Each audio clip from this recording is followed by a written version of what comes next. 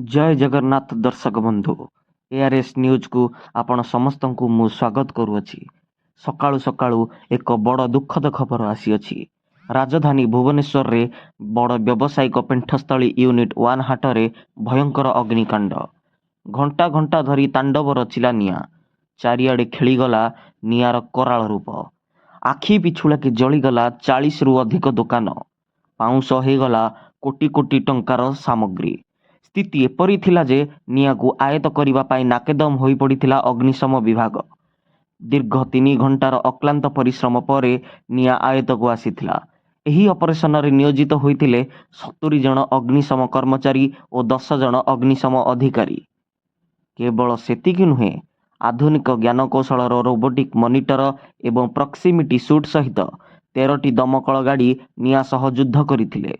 दुर्घटना रे कोनोसी जीवन हानि होई नाही।